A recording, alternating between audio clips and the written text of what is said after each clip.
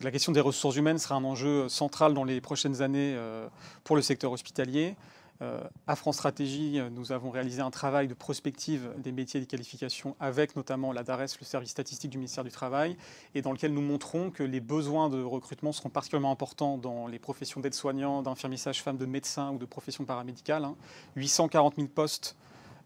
à pourvoir sont attendus à l'horizon 2030 dans notre exercice, donc c'est très important. Ces besoins découlent bien évidemment d'une tendance de fond qui est le vieillissement démographique, qui va accroître ces besoins, accroître aussi la population âgée en perte d'autonomie, et également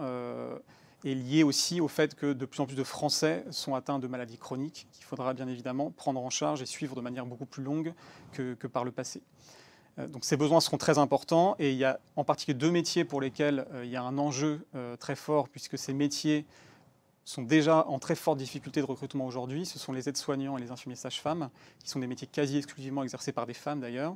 Et donc dans ces métiers, il y a un très fort enjeu aussi pour rendre ces métiers plus attractifs. Et un des leviers sur lesquels on peut mettre l'accent, c'est d'une part les conditions de travail, puisqu'on sait que de manière générale, dans les établissements hospitaliers, les conditions de travail sont jugées plus difficiles que dans l'ensemble de l'économie, avec des contraintes physiques, psychosociales et des contraintes temporelles beaucoup plus fortes, notamment chez les aides-soignants et les infirmiers sages-femmes, ce qui explique d'ailleurs pourquoi, dans ces deux professions, on a en moyenne des absences pour maladie beaucoup plus importantes que pour les autres professions de santé, et encore plus que pour l'ensemble des salariés français.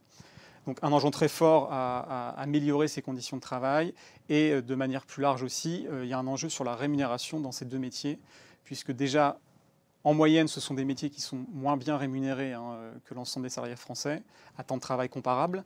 Et quand on les interroge aussi sur la satisfaction salariale, ce sont aussi des professionnels qui déclarent plus souvent ne pas être satisfaits, de considérer finalement que l'utilité de leur métier n'est pas suffisamment reconnue au regard des tâches qu'ils accomplissent.